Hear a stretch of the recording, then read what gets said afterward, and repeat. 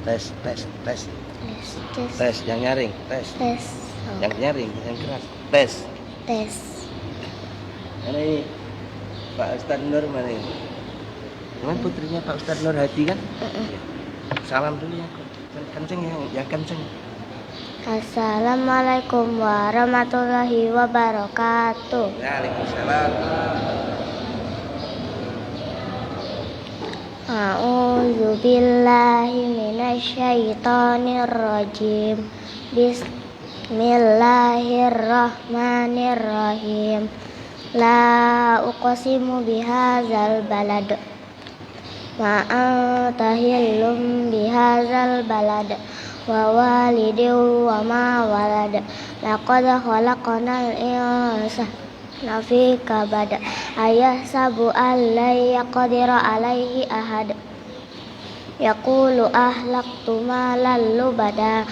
Ayahsabu an lam yarahu ahad. Alam naj'al lahu aynayn wa lisanan wa syafatain wa hadainahum najdain falaqtahamal aqabah wa ma adraka mal aqabah fakku raqabah aw it'amu fi yaumin zi masgobah yatiman zamat makrobah aw miskinan damat robah summa kana minal lazina amanu wa tawasaw bisabri wa tawasaw bil marhamah ulaika ashabul maimanah wallazina kafaru bi ayati inna lahum ashabul maimanah ashabul mas'amah alaihim narum muqsadah. Sadaqallahul azim. Assalamualaikum warahmatullahi wabarakatuh. Waalaikumsalam warahmatullahi wabarakatuh.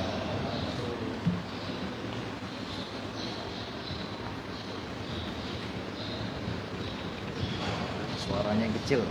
Yang udah putrinya Pak Ustadz Nur Hadi. Oh. Kita arahkan saya agak di ya kencangkan ya Allah. Mas kabar Ya.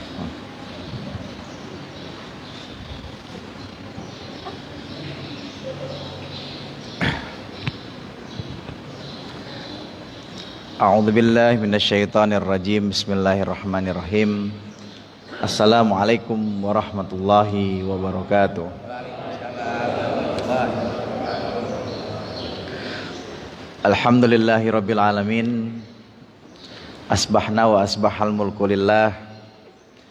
Asbahna ala fitratil Islam wa kalimatil ikhlas wa ala dini nabiyyina Muhammadin sallallahu alaihi wasallam wa ala millati abina Ibrahim hanifa wa ma kana minal musyrikin. Raditu billahi rabba wa bil islami dina wa bi Muhammadin nabiyya wa rasulah. Subhanallah wa bihamdihi adada khalqihi wa ridha nafsihi wa zinata arsyihi wa midada kalimatihi. Bismillahilladzi la yadurru ma'asmihi syai'un fil ardi wala fis samai wa huwas samiul alim. Alhamdulillah, segala puji bagi Allah Subhanahu wa taala yang telah menghidupkan kita setelah mematikan kita. Istirahat semalam, kemudian kita dibangunkan lagi dalam keadaan sehat, bisa melaksanakan aktivitas sebagaimana biasa. Terpentingnya yaitu melaksanakan sebuah fardu, yaitu melaksanakan sholat subuh secara berjamaah. Selawat serta salam semoga senantiasa terlimpah curahkan kepada baginda Nabi sallallahu alaihi wasallam. Allahumma shalli wa sallim wa barik alaihi. Kepada para sahabatnya, kepada para pengikutnya, semoga kita ini semuanya menjadi umat baginda Nabi sallallahu alaihi wasallam yang mendapatkan syafaat pada hari kiamat kelak. Amin ya rabbal alamin.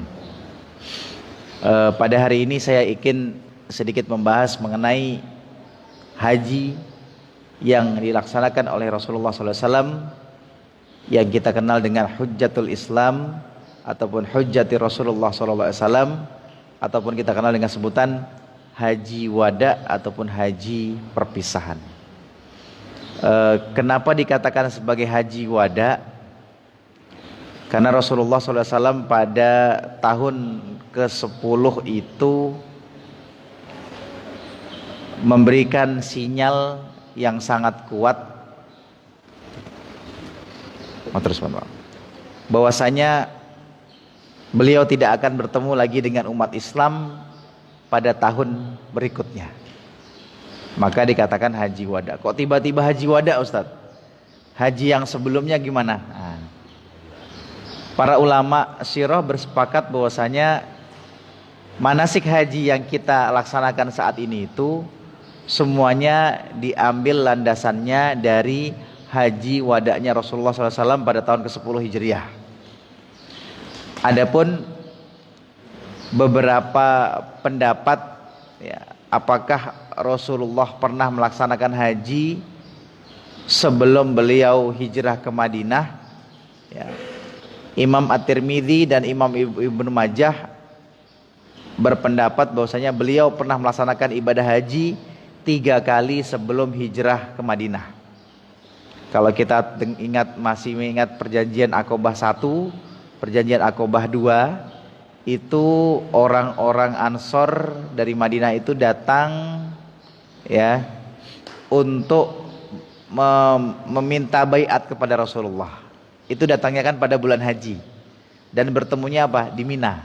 Nah, itu para ulama hadis, ya, Al-Hafidz Ibnu Hajar dalam Fathul Bari berkata, pendapat ini didasarkan kedatangan utusan Ansor yang pergi ke Aqobah di Mina setelah haji.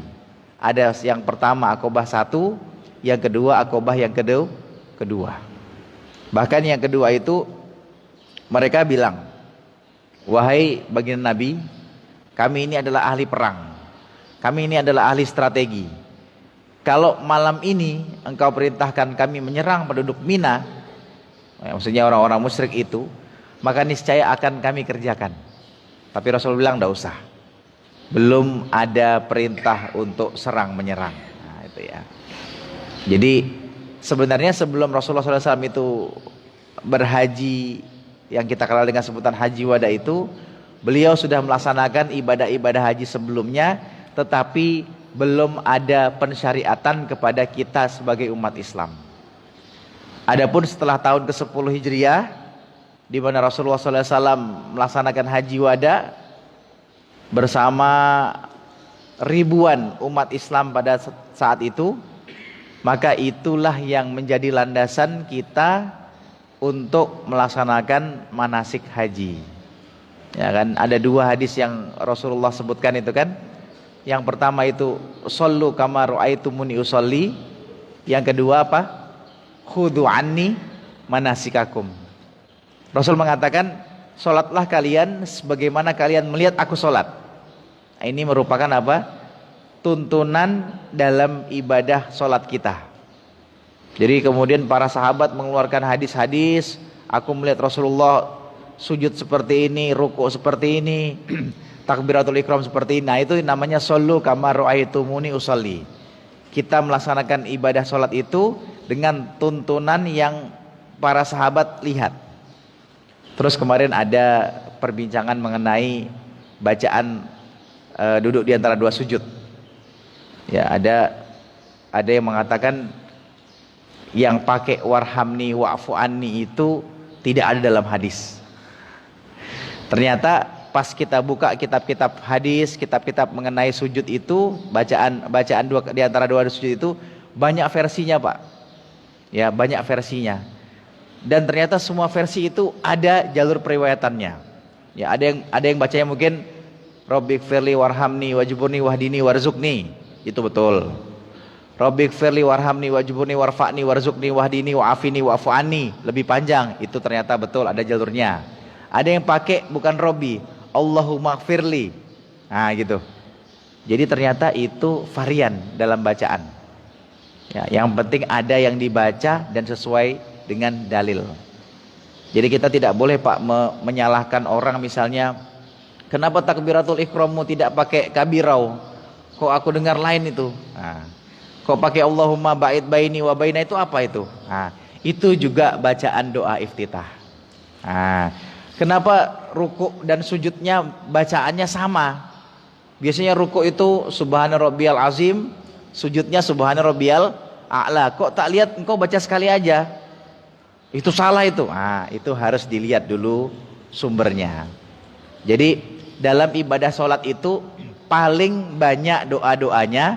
Karena apa? Rasul berlandaskan hadis shollu kama ra'aitumuni usolli.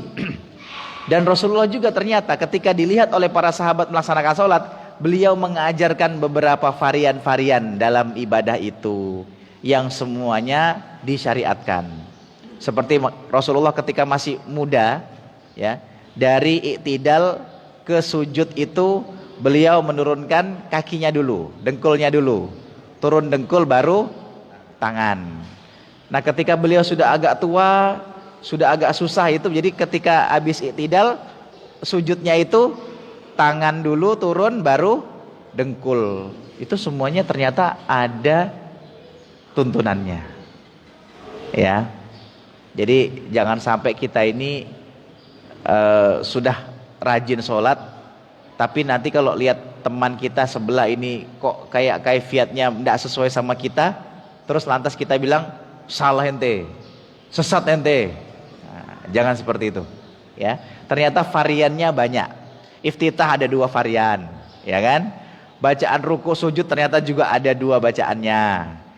Yang paling banyak itu ya tadi itu Pak, duduk di antara 2 sujud. Itu paling banyak riwayat yang meriwayatkan. Ada juga Robbighfirli warhamni, itu ya sudah.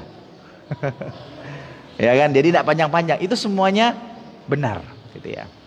Nah, adapun kalau haji, Rasul bersabda, khudhu anni manasikakum. Ambillah dariku manasik hajimu.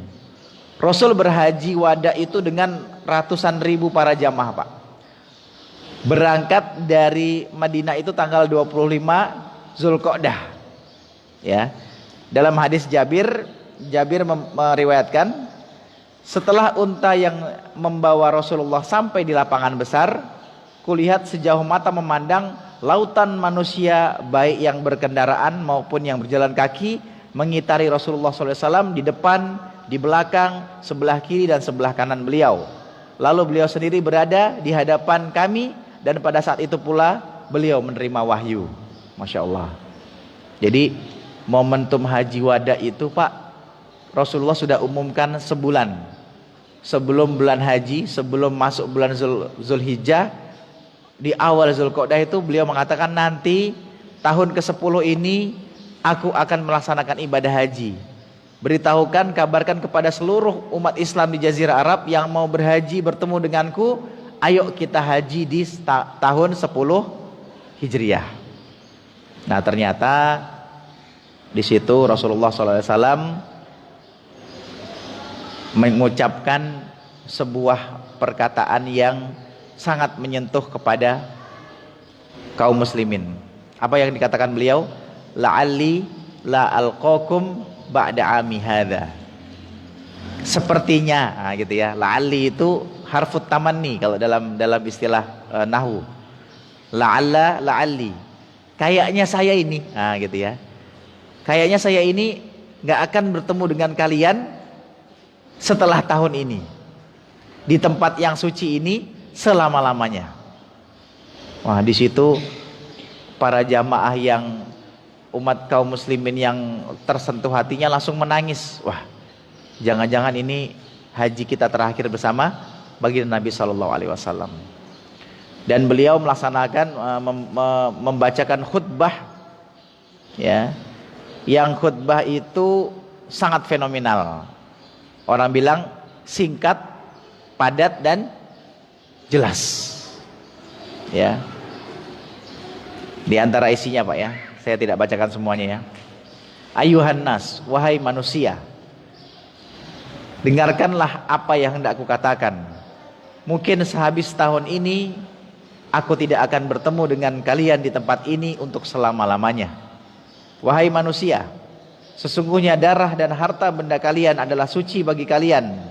Tidak boleh ada yang dinodai oleh siapapun juga, seperti kesucian hari ini, bulan ini, dan saat sekarang ini di negeri kalian ini.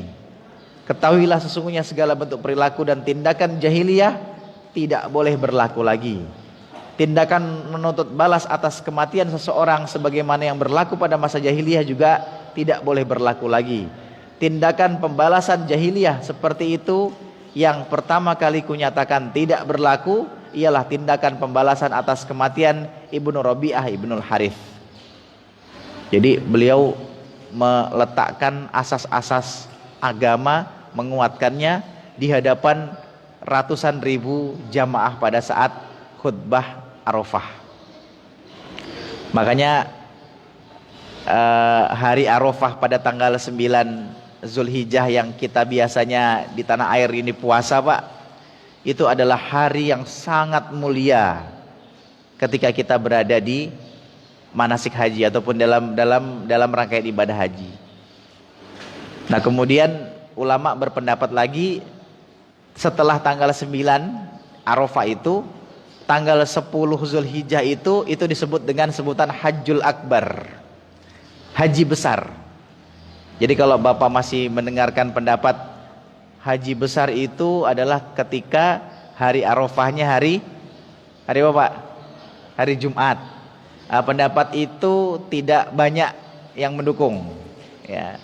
Para ulama hadis itu banyak mengatakan Yaumal Hajjil Akbar, hari haji besar itu adalah tanggal 10 Dzulhijjah setelah orang berwukuf di Arafah dan mabit Musdalifah kemudian ke Mina. Besoknya itu tanggal 10 itu melontar jumroh Aqobah, itu namanya Yaumal Hajjil Akbar.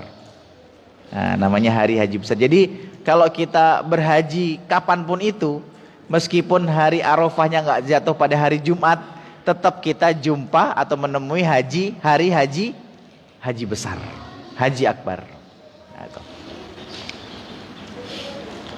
Nah, kemudian Rasulullah SAW memberikan petuah lagi. Ya, jika sesungguhnya kalian mempunyai hak atas para istri kalian dan mereka mempunyai hak atas kalian. Hak kalian atas mereka ialah mereka sama sekali tidak boleh memasukkan orang yang tidak kalian kenal ataupun tidak kalian sukai ke dalam rumah kalian. Nah, ini menjadi landasan bagi para ulama. Kenapa kalau kita ini para bapak ini keluar rumah, misalnya tugas luar daerah, ibu-ibu itu tidak boleh mudah-mudah menerima tamu di rumah, gitu ya. Untuk pandangan-pandangan yang lebih ketat, tidak boleh memasukkan atau menerima tamu laki-laki dalam rumah wanita yang hanya wanita di situ yang suaminya sedang keluar rumah. Dan yang seperti ini, Pak, masih berlaku di Jazirah Arab ya. Di sebagian-sebagian tempat di Saudi itu, kalau suaminya keluar, terus ada orang ketok-ketok mau bertamu ke rumahnya itu, kalau misalnya nggak ada suaminya, langsung ibunya itu bilang, mohon maaf Pak, suami saya sedang keluar, saya tidak bisa membukakan pintu untuk menerima tamu. Sampai segitunya, Pak. Kadang-kadang kita ini kan beda ya. Dek, aku mau pergi dulu keluar nih, ada urusan rapat. Nanti kalau ada temanku datang, suruh tunggu sebentar ya. Terima aja, nanti suruh tunggu sebentar ya. Itu kalau menurut sebagian pandangan ulama yang ketat terhadap hadis ini, jangan sekali-kali seorang istri itu menerima tamu lelaki, meskipun orang itu dia kenal atau tetangganya, selama suaminya tidak berada di rumah. Nah, kalau kita kan lain kan, Pak ya. Enggak apa-apa itu, siang-siang kok, enggak malam. Bertamunya yang penting enggak lewat jam 10. Masih terang, matahari masih ada. Nanti kalau ada, masukkan aja ke ruang tamu, suruh nunggu. Nah, para ulama dulu kan berpikir tentang khalwah itu bukan hanya terjadi saat ada laki-laki perempuan yang senang, Pak, saling suka terus berduaan gitu ya. Itu kan makna khalwah gitu ya. Tapi ternyata istri kita yang di rumah lagi sendirian terus nerima tamu laki-laki, ya meskipun tamu itu ya di ruang tamu tidak kemana-mana, itu juga termasuk dalam kategori khalwah ya, walaupun modusnya adalah bertamu. Kemudian Rasulullah mengatakan, adapun jika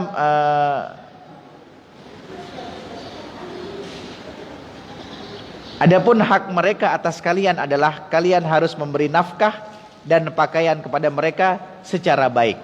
Nah, jadi kita para bapak, para suami itu punya kewajiban menafkahi, Pak. Menafkahi itu tidak hanya memberikan makanan, membelikan pakaian yang bagus yang bisa menutup aurat dengan sempurna, tetapi juga dalam kategori nafkah batin, nafkah yang tidak terlihat. Nah, jadi makanya sebagian ulama tidak sepakat ketika orang itu menikah kemudian ada salah satu istri ataupun suaminya itu berangkat menjadi tenaga kerja di luar negeri. Ya, mungkin menafkahi secara fisik, secara zohirnya bisa ngirim duit dari luar negeri apa semuanya, tapi nafkah batinnya tidak tercukupi. Berapa banyak kasus di kampung itu suaminya kerja kemudian sampai bisa ngumpulkan uang sampai bangun rumah, Pak, sampai bangun rumah, sampai jadi rumahnya di kampung, waliyadzubillahi ta'ala, suaminya pulang kampung ataupun libur itu diam-diam tanpa memberitahu istrinya. Ya, banyak juga terjadi di beberapa tempat saya lihat ya, di Jawa Timur. Tiba-tiba ketika suaminya itu pulang diam-diam ke rumahnya, di rumahnya itu ada laki-laki yang sedang duduk bercengkerama dengan istrinya, waliyadzubillahi ta'ala. Ini masalah apa? Karena mungkin tidak mendapatkan nafkah batin. Jadi makanya dalam pernikahan itu sebenarnya yang dibutuhkan tiga hal utama. Dalam menikah itu ada cinta, ada kedekatan, terus ada komitmen, Pak. Komitmen ini dari dua belah pihak. Si suami komitmen untuk menjaga kesetiaannya kepada istri, istri juga demikian. Yang kemudian yang kedua komitmen menafkahi. Ya.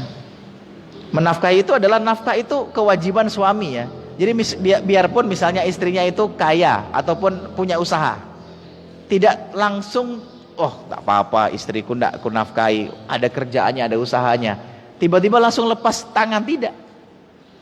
Ya. Jadi suami itu menafkahi, itu komitmen, memberikan nafkah kepada istri dan anak-anak keturunannya. Yang kedua harus dekat, Pak. Dekat secara fisik, dekat secara perasaan. Karena apa? Ada nafsu fitrah biologis yang harus disalurkan. Nah makanya kaum Lut itu kan, kaum Sodom itu kan diazab, kenapa? Karena menyimpang dari fitrahnya. Ya, kalau bahasa kita itu, Pak, baut itu ketemunya harus dengan mur. Nggak boleh baut dengan baut, mur dengan mur, nggak boleh. Jadi baut itu akan kuat ikatannya ketika sudah ketemu sama mur. Baut ketemu dengan baut nggak bisa, Pak. Mur ketemu dengan mur juga nggak bisa. Jadi baut ketemu dengan mur, jadilah dia apa? Mitsaqon ghalidho, ikatan yang sangat kuat. Nah, coba kita lihat apa rangka-rangka bangunan yang pakai besi H ataupun baja ringan itu. Biasanya sudah dibaut, murnya 2 lagi. Kadang kalau tukangnya kurang yakin 2 mur, 3, 4 mur. Supaya apa? Mur 1 menguatkan yang kedua, kedua menguatkan yang ketiga, ketiga menguatkan yang keempat. Itu supaya bangunannya kokoh. Nah, begitu ya. Ya tapi enggak usah juga dihitung murnya 1, 2, 3. Ini saya baru 1 mur, Ustaz, enggak usah. Ya kan? Itu bagi yang mampu saja, Pak. Ya, karena poligami itu banyak yang merasa banyak yang mau tapi sebenarnya nggak mampu. Kebalikannya dengan kurban, Pak. Sebenarnya banyak yang mampu tapi merasa nggak mau memang, ya kan? Oke, kita lanjutkan sedikit lagi.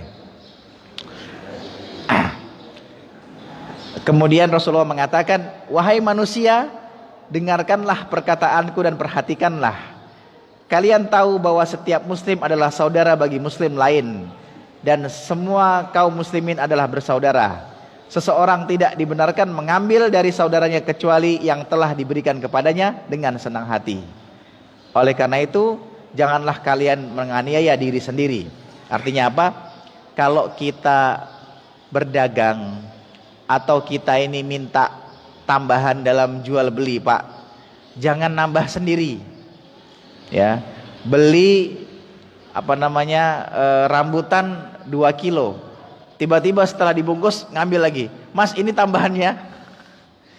Nanti takut-takutnya yang jual, wih, ngambil sendiri ya. Harus anti binafsin minhu. Sesuatu tambahan itu harus memang diberikan oleh yang punya harta dengan senang hati, dengan kerelaannya. Makanya Allah berfirman kan, wailul lil mutaffifin alladzina idza talu 'alan nasi yastaufun wa idza kaluhum aw wazanuhum yukhsirun. Ya, neraka waillah, celakalah bagi orang yang menimbang menakar. Ya, alladzina idza talu 'alan nasi yastaufun, kalau minta ditakarkan, minta tambah-tambah. Tambahlah itu 1 kilo kan, ya kasihlah tambah sedikit lagi. Nah, itu namanya begitu. Wa idza kaluhum aw wazanuhum yukhsirun, tapi kalau dia yang menimbang, dia yang menakar, dikurang-kurang. Nah, itu hati-hati, Pak ya. Kita kalau pedagang itu timbangan, misalnya jualan makanan komoditas pakai timbangan, pastikan betul-betul timbangan itu nggak kurang, Pak. Jangan sengaja dikurangi, diakal-akali bagaimana 1 kilo angka tertulis yang masuk cuma 8 on, jangan. 2 on itu haknya orang, ya. Itu nanti tuh masuknya neraka wel, Pak. Karena sudah disebutkan wailul lil mutaffifin, celaka bagi orang yang menimbang, yang menakar. Kalau ditimbangkan, ditakarkan, minta lebih-lebih. Tapi kalau dia yang nimbang, yang nakar, ngurangi. Nah, itu bahaya. Ya, jadi jangan sampai mengambil hak orang kecuali apa yang dia berikan dengan anti binafsin minhu, dengan kerelaan hatinya. Terus Rasulullah mengatakan, ya Allah, sudahkah hal ini kusampaikan semuanya?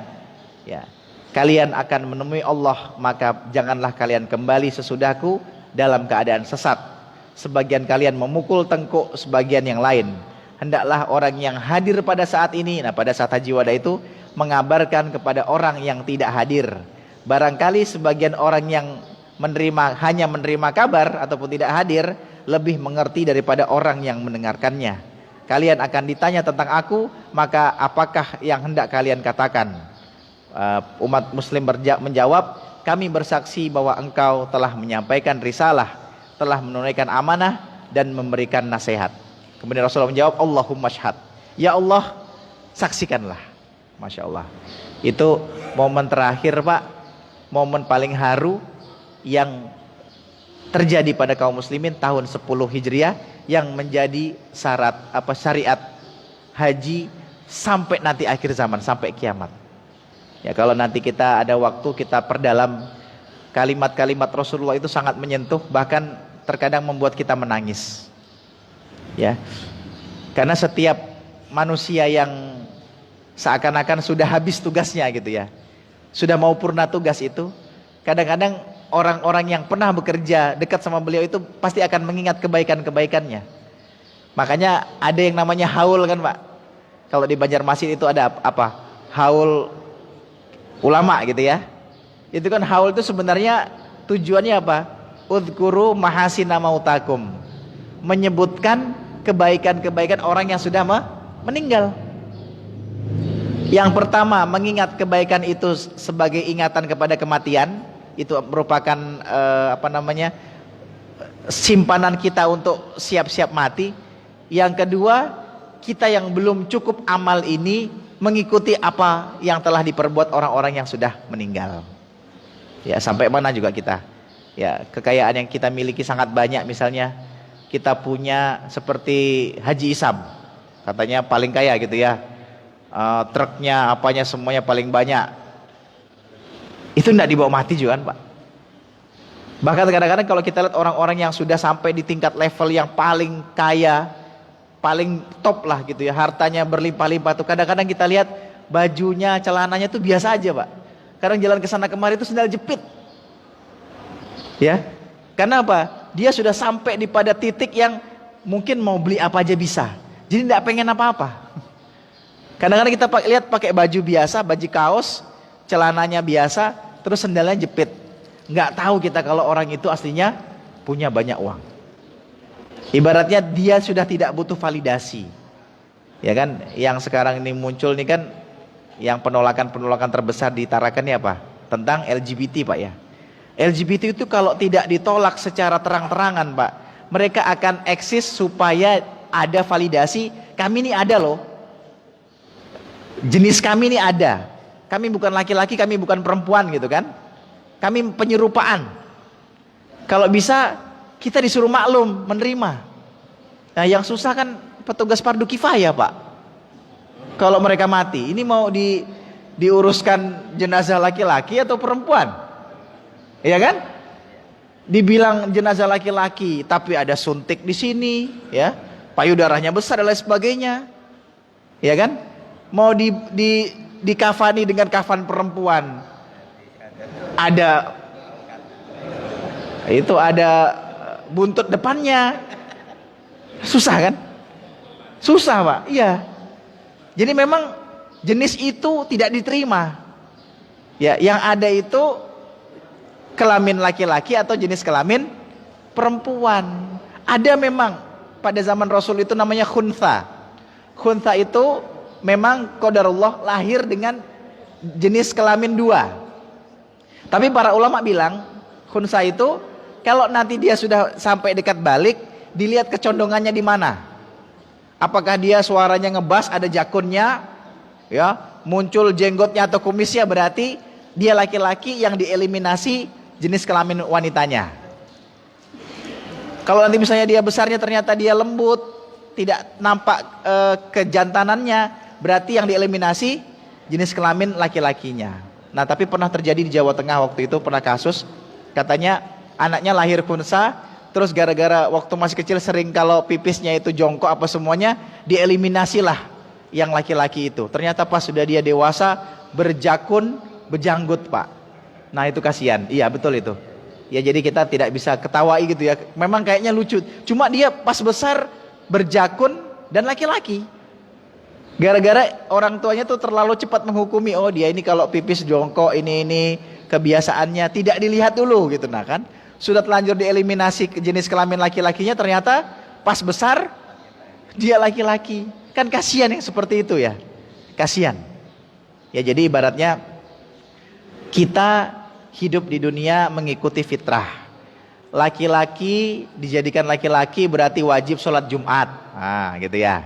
Jadi laki-laki berarti nanti bekerja cari nafkah, menafkahi anak istrinya. Kalau yang jadi wanita nanti itu difitrahkan jadi wanita, jadilah wanita yang lembut. Ya, belajarlah untuk menjadi seorang ibu yang baik.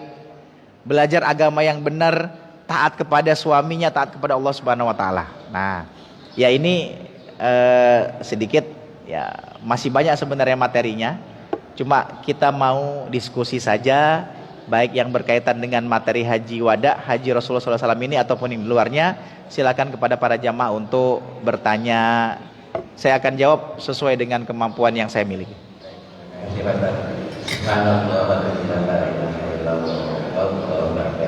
Bapak-bapak, ibu-ibu, serta pesan yang dikirakan Allah. Masih banyak waktu, silakan barangkali ada yang mau ditanyakan, bantu antar lagi. Monggo bapak ibu.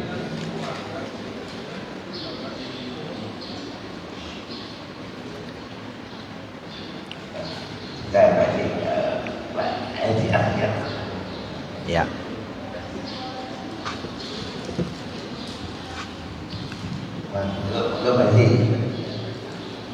Ya, assalamualaikum warahmatullahi wabarakatuh. Waalaikumsalam warahmatullahi wabarakatuh. Kita lihat Nabi Muhammad itu di dalam membebaskan kota Mekah dan haji wada itu kan semua masyarakat di kota Mekah itu rela dengan kemungkinan beliau ya, dan keadilan bisa ditegakkan pada saat itu. Nah sementara kita lihat secara jelas bahwa di Indonesia ini kan negara yang terkaya di seluruh dunia dengan hasil alam. Tapi Pak Ustaz tadi kan mengatakan kita harus rela dengan pemberian yang sudah diberikan oleh pemerintah dan sebagainya. Sementara kita lihat hasil tambang, hasil nikel, hasil hutan dan sebagainya itu masyarakat Muslim terutama ini dalam posisi kemiskinan yang mungkin sekarang ini berat bagi mereka untuk hidup di negara kita ini ya. Mungkin kalau saya sih cukup aja, tapi bagi yang lain yang di bawah kemiskinan itu kan berat. Itu bagaimana konsep Islam membagi sumber daya alam ini untuk kemakmuran bersama. Terima kasih mungkin itu pertanyaan. Baik, terima kasih. Wah, kalau bicara tentang konsep Islam nih Pak, nanti sampai jam 9. Ya. Jadi yang pertama kita perlu ketahui bahwasanya negara kita, negara Indonesia bukanlah negara yang kita katakan sebagai negara Islam yang betul-betul menerapkan sistem Islam secara paripurna.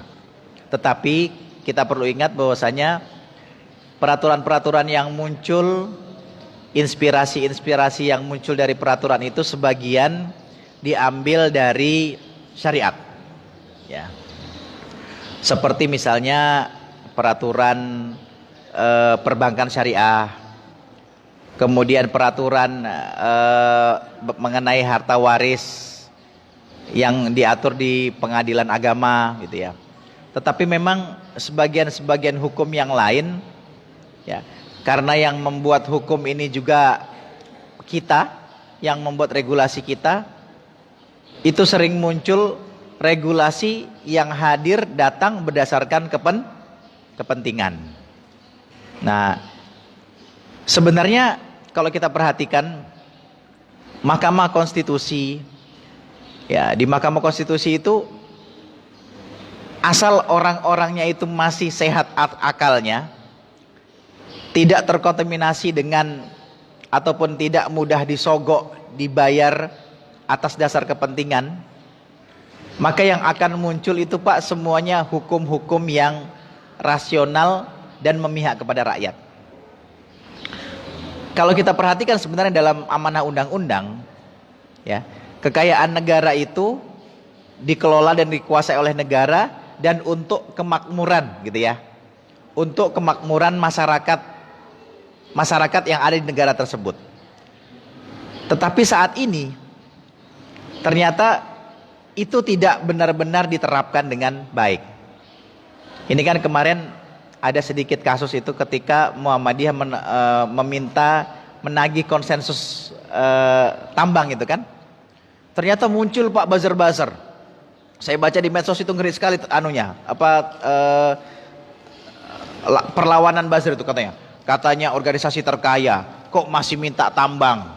Katanya sudah bisa beli gereja di luar negeri, beli tempat-tempat kaya, tapi kok masih minta tambang. Ternyata pas kita telusuri Pak, buzzer-buzzer itu yang muncul adalah dari perusahaan tambang. Ada ketakutan ya yang mereka pikirkan ketika nanti misalnya Muhammadiyah ini mengelola tambang dengan profesional, dengan para ahli-ahlinya dari kampus-kampusnya yang terbaik, dan ternyata hasilnya banyak yang dikeluarkan, banyak yang disetorkan negara, banyak juga yang diambil oleh persyarikatan misalnya. Kemudian reforestationnya, pengembalian kembali lahan setelah tambang itu baik, itu yang ditakuti Pak. Karena selama ini bisa jadi pengelolaan tambang oleh perusahaan-perusahaan itu tidak mengikuti regulasi. Jadi ngambil tambang, banyak yang dikeruk, yang dilaporkan sedikit gitu ya. Habis itu penghijauan kembali lahan yang sudah ditambang itu tidak benar-benar dilakukan. Nah makanya takut mereka, diseranglah di medsos itu tentang konsensus tambang yang diminta sama Muhammadiyah. Itu yang pertama. Yang kedua, mengenai kebijakan-kebijakan negara yang terkait dengan kepentingan publik, kepentingan umum. Ya kan sebenarnya kalau misalnya kita ini pengelolaan pajak kita secara benar Pak, ya, dan tidak ada yang masuk ke kantong, tidak ada yang bocor sana bocor sini, saya rasa banyak fasilitas dan banyak infrastruktur itu yang dibangun untuk kemaslahatan orang-orang di kampung. Ya kan kemarin kita lihat ada viral itu dia makan MBG terus sekolahnya rusak kan Pak. Sekolahnya itu bocor-bocor gitu. Wah begitu viral kan, wah pusat nggak terima, langsung turun bantuan, bangun sekolahnya. Nah jadi kalau kita perhatikan, selain regulasi yang harus dibenahi, juga para penegak hukum ataupun orang-orang yang menjalankan regulasi itu juga harus benar.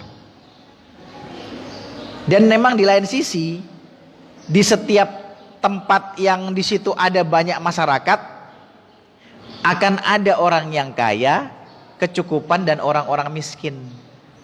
Orang-orang yang susah itu Pak bisa jadi karena memang secara etos kerja mereka malas. Yang kedua memang mereka tidak cerdas dalam mengelola keuangan. Aslinya income-nya banyak tapi dia nggak bisa nyimpan. Ya, ada hari ini diterima hari ini, dihabiskan hari ini, tidak pikir untuk besok. Ya kan? Orang-orang yang dikatakan miskin itu kan gitu. Orang-orang yang ada penghasilan tapi ternyata penghasilannya tidak mencukupi untuk kehidupannya. Nah disitulah nanti masuk ladang amal, ladang pahala untuk kita berinfak, bersedekah dan lain sebagainya. Akan tetapi sebenarnya tetap negara punya kewajiban yang utuh terhadap seluruh rakyatnya, memberikan kesejahteraan, memberikan kehidupan yang layak, baik dengan cara memberikan mencarikan lowongan kerja ataupun dengan langsung bantuan. Saya ingat itu teman saya kerja di Australia Pak. Di Australia itu kerja, setiap pekerja yang gajinya di atas UMR, di atas UMK itu ada potongan selain pajak Pak. Yang itu ternyata potongan itu akan disimpan oleh negara untuk diberikan orang-orang yang hidupnya susah, yang kerjaannya nggak tetap. Jadi ada penjaminnya mereka.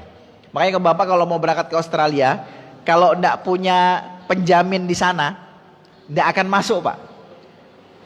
Sampai beli tiket bisa ada visa, tapi kalau nggak ada penjamin di sana, di negara itu nggak bisa masuk kita Pak.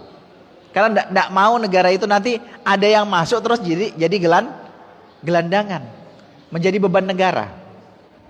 Nah jadi kalau kita perhatikan sebenarnya kan, bagaimanapun setiap undang-undang itu yang diciptakan oleh manusia saat ini pasti ada celahnya untuk dibuka.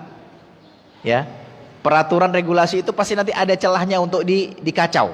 Ya, akan tetapi jika para penegak hukumnya, kita yang menjalankan regulasinya itu amanah, terus dari atas sampai ke bawah itu semuanya sesuai dengan jalurnya, insya Allah itu aman. Ya kan? Bagaimana kemarin itu menafsirkan satu ayat dalam undang-undang aja kita sudah berselisih paham. Ya, menafsirkan satu ayat, satu paragraf, satu frase dalam undang-undang kita sudah berselisih paham. Akhirnya apa? Harus manggil para ahli hukum.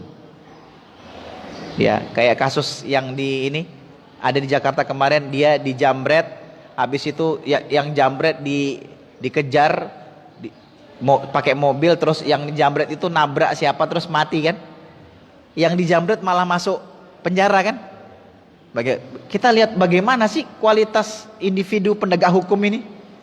Jelas dia dijamret, terus yang jambret itu dikejar pakai mobil, terus dia jatuh karena ketakutan mati. Akhirnya apa?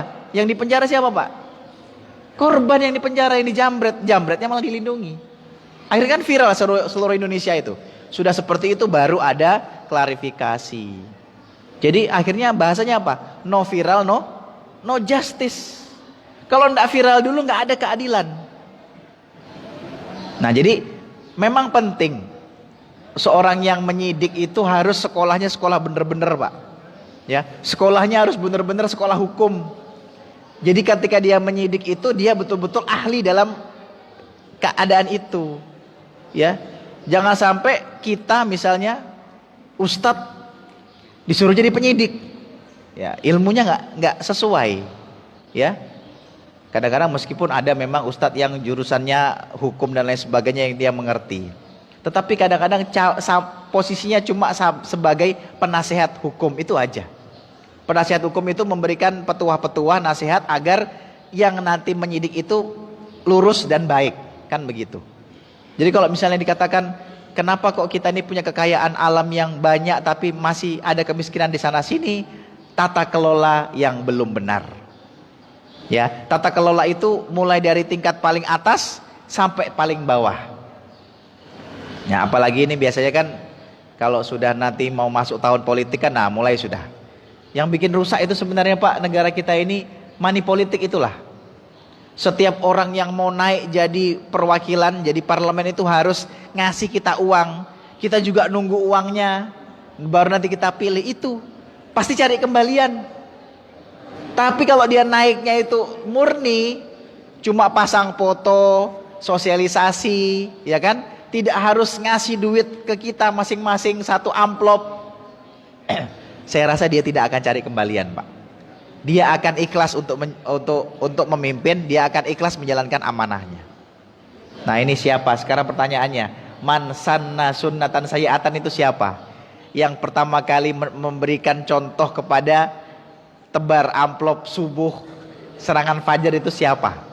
Itu yang paling banyak dosanya, Pak. Itu, apalagi yang mulai ditarakan. Saya masih ingat tahun berapa ya? Saya SD itu, waktu pemilu. Waktu masih milih partai Pak, bukan milih orang. Nggak ada begitu. Terus yang 2004 kalau nggak salah, yang itu pertama kali kita milih presiden ya. Iya, pertama kali pemilihan presiden dicoblos. Nah itu masih belum ada nampak seperti itu.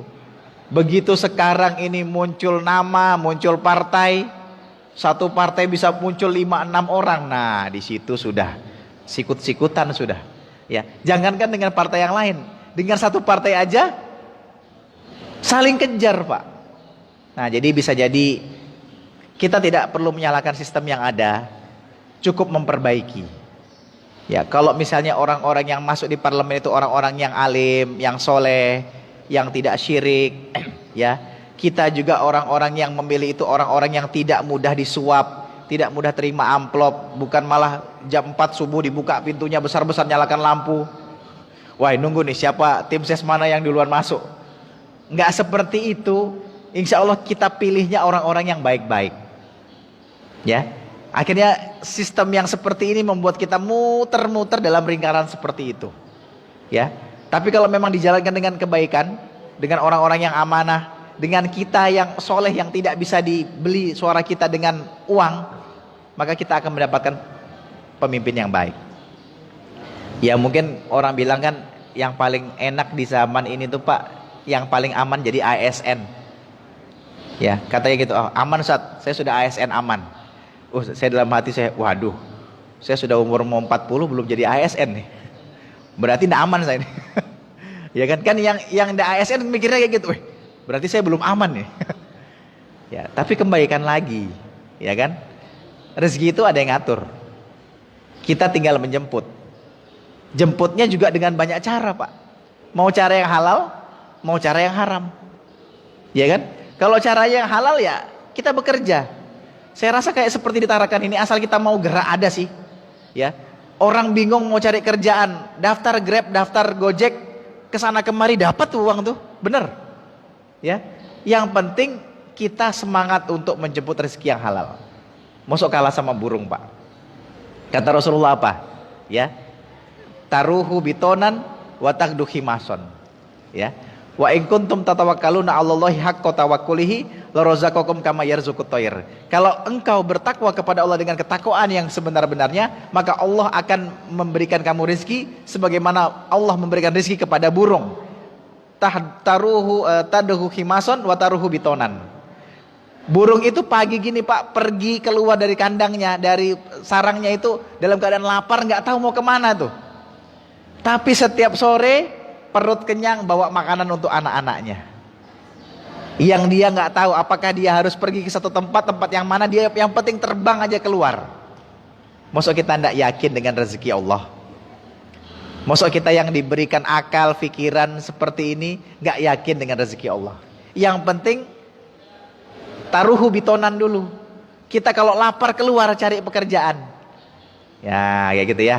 Jadi ini juga merupakan sebuah ketakwaan kita kepada Allah, yang dengan takwa itu akan memberikan Allah akan bukakan pintu-pintu rezeki dari mana, dari arah yang tidak kita sangka-sangka. Tapi jangan lupa ikhtiar juga, ya.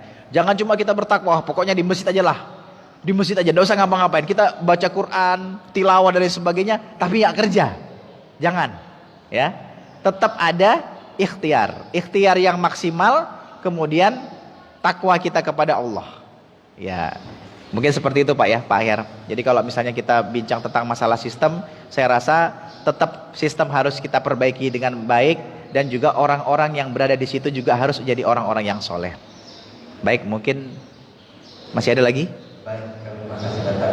Ini berikutnya barangkali pertanyaan singkat, jawaban singkat, waktunya tinggal beberapa menit. Assalamualaikum warahmatullahi wabarakatuh. Waalaikumsalam warahmatullahi wabarakatuh. Saya ingin menyoroti masalah LGBT yang ada di Kota Tarakan. Apa Pak tadi Pak? PJ? Kan itu asal mulanya kan dari pergaulan sehari-hari atau dukungan dari teman-teman atau pergaulan dalam bermasyarakat. Itu asal mulanya coba-coba LGBT itu. Ayo. Dia mendapatkan aplaus atau mendapat sambutan dari lingkungan, jadi dia berani keluar Eksis. eksis seperti itu. Kan itu seharusnya kan memang itu dilarang oleh agama, aja pemerintah itu menanggulangi. Seperti yang adanya karnaval itu jangan kasih izin, Ya. jangan boleh tampil. Itu kan asal mulanya kan dari situ dia berani eksis keluar itu. Betul. Apakah orang yang mendukung atau merasa senang melihat orang-orang itu, apakah dia berandil dosa karena dia ikut dalam mengarah ke situ, karena dia memuji orang itu cantik banget. Iya. Kalau tampil begini, seperti tampil-tampil yang ada di TV itu kan asalnya coba-coba mencari sensasi aja. Oke. Terima kasih Ustaz. Apakah itu tanggung jawab pemerintah atau tanggung jawab pribadi kalau misalnya dosanya itu? Cukup sekian. Wassalamualaikum warahmatullahi wabarakatuh. Waalaikumsalam warahmatullahi wabarakatuh. Ya, kami kemarin sudah masuk dalam tim terpadu P3SM ya Pak ya, penanggulangan penyakit masyarakat termasuk juga LGBT. Jadi kita sudah rapat dengan beberapa instansi, diantaranya di DPRD juga sudah kita rapatkan. Kemudian dengan tokoh-tokoh ormas kita berkumpul bersama-sama, kemudian dengan MUI Tarakan juga. Dan kita sudah meminta untuk rancangan perda Pak. Jadi dari keputusan Presiden bahwasanya LGBT ini merupakan ancaman negara non militer kemarin, itu kami terjemahkan ke bawah dengan beberapa poin untuk mendesak Tarakan ini, baik wali kota ataupun DPRD-nya, untuk membuat regulasi perda. Ya, seperti perda peraturan daerah yang berlaku di sini. Bahwasanya menampilkan penampilan yang tidak sesuai dengan fitrahnya itu bisa dihukum pidana. Jadi kalau laki-laki berpakaian perempuan sengaja menampilkan di depan umum itu Pak, nanti bisa dipidana. Sekarang itu kan polisi bingung kalau nanti ada apa-apa mau nangkap, tapi dasar hukumnya apa, kan itu masalahnya. Nah, makanya kemarin kami rapat dengan Forkopimda juga. Seperti kemarin itu kita belajar dari Sonhorek Pak. Jadi Sonhoreknya MUI Jawa Timur itu, MUI Provinsi Jatim itu kan mengeluarkan fatwa tentang madorotnya Sonhorek. Nah ternyata walaupun menuai kecaman bahkan dari kiai-kiai NU sendiri gitu ya.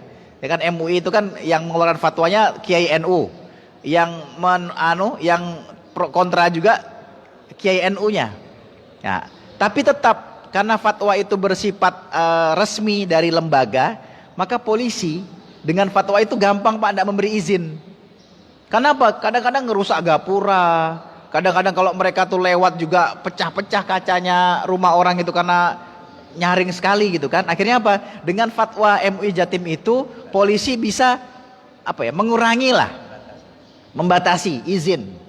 Akhirnya enggak terjadi kerusakan Pak. Meskipun secara umum kalau mau horekan di rumah rongokno dewe, nggak ganggu orang lain nggak apa-apa. Tapi kalau nanti sudah sampai keliling-keliling kampung, mecah-mecahin gapura dan lain sebagainya, itu sudah nggak boleh, nggak diizinkan. Nah jadi kita inginnya tahun ini dibahas tentang perda itu, Kemudian tahun depan itu pengesahan langsung disahkan, ya. Makanya kami berjuang lewat konstitusi nih. Ya, jadi kalau nanti ada peraturan daerah mengenai larangan berpakaian atau berpenampilan tidak sesuai fitrahnya, ya jadi laki-laki harus berpakaian seperti laki-laki. Bagaimana gamis, Tat? Gamis itu di Arab laki-laki, Pak. Gamis kan seperti rok, Pak. Ya. Yang penting laki-laki harus berpenampilan seperti laki-laki dan wanita berpenampilan selayaknya wanita. Saya baru tahu ternyata di Thailand itu ada 17 gender, Pak. 17 gender. Apa saja itu? Iya kan? Kalau kita kan laki-laki perempuan sama yang kayak gitu. Kalau enggak bencong, tomboy. Bencong itu kan laki-laki yang menyerupai perempuan, itu boti itu orang bilang sekarang. Ya kan? Terus kalau tomboy itu perempuan yang menyerupai laki-laki. Di Thailand itu ada 17. Entah apa kategorinya. Ya kan? Nah, makanya kita nggak mau petopo terjadi di Tarakan. Saya bilang kemarin tuh, jangan sampai musibah petopo itu, Pak. Tahu yang di Petopo di Sulawesi kemarin, yang tanahnya jalan sampai berapa puluh kilo, habis semuanya itu. Itu kan karena di situ banyak LGBT. Jadi jangan sampai itu terjadi di Tarakan. Maka kita minta seluruh elemen, ya sebenarnya saya ikut juga itu kemarin dalam rapat itu kan. Kita tuh jangan cuma yang masyarakat suruh menahan diri, tapi mereka dibiarkan gentayangan di mana-mana. Ya kan, karnaval dibiarkan bergentayangan. Nanti ada pawai pembangunan bergentayangan. Kita yang muslim harus menahan diri. Saya bilang nggak bisa begitu. Kalau mau nahan diri dua-dua. Umat Islam yang nggak setuju tahan diri untuk tidak menyakiti, mereka juga tahan diri untuk tidak jadi boti. Berpenampilan sebagaimana fitrahnya. Kalau laki-laki ya berpakaian sebagaimana laki-laki, ya kan? Perempuan berpakaianlah sebagaimana wanita. Ya, itu sebenarnya penyimpangan fitrah. Dan itu bukan terjadi sekarang saja, Pak. Memang sejak zamannya Nabi Lut, kaum Sodom itu kan sudah ada contohnya.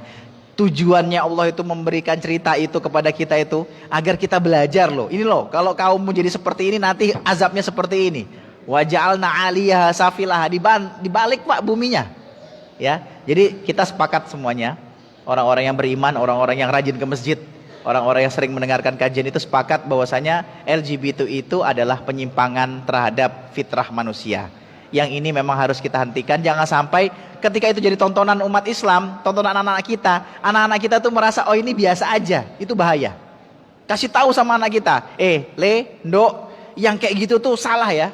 Itu penyimpangan. Itu bukan humor. Itu bukan lucu-lucuan, bukan canda-canda, tapi itu penyimpangan. Itu kita harus benci. Gak boleh kita seperti itu. Nah, cuma masalahnya, Pak, kadang-kadang kalau kita di gym ini, kita lagi nge-gym, ada laki-laki di sana keker juga. Wah, mengerikan, Pak. Nah,